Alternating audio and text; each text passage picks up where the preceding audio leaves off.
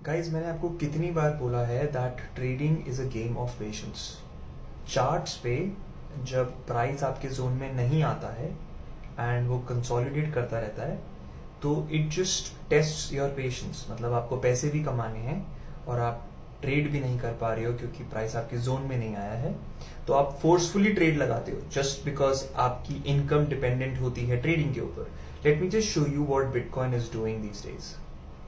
So guys, screen पे आपके पास daily chart है बिटकॉइन का और मैंने ये 3 एरियाज मार्क किए हैं।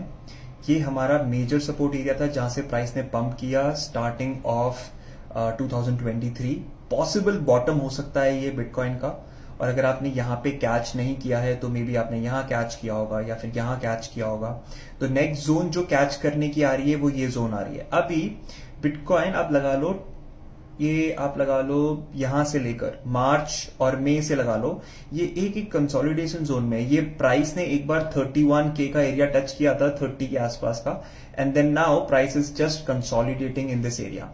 अगर मैं इसको थोड़ा जूम करूं, ठीक है, तो आप ये देखो हमारा पेशेंस कैसे टेस्ट हो रहा है।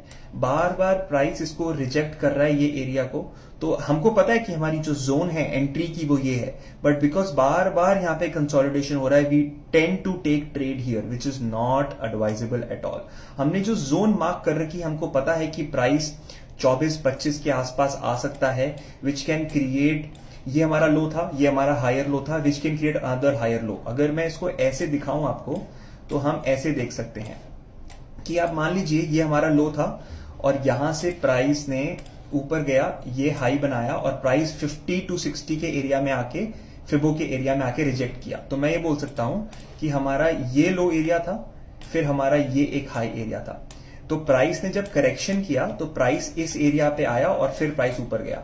तो अब अगर मैं ये फिबो जोन दोबारा ड्रॉ करूं यहां से लेकर यहां तक, राइट, तो मैं बोल सकता हूं कि हमारा 50 to 60% एरिया क्या है, मतलब we are expecting same move की प्राइस दोबारा से इस एरिया में आएगा, करेक्ट होगा एंड देन प्राइस नया हाई लेगा। तो हमको जब पता है कि हमको इस जोन पे आने का वेट करना है एंड बिकॉज प्राइस कंसोलिडेट हो रहा है बहुत टाइम पे, so we tend to take trades which is not advisable at all.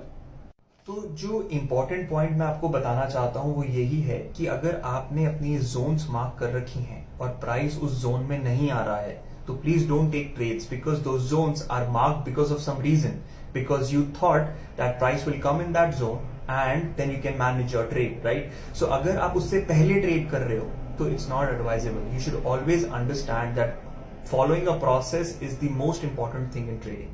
Best of luck.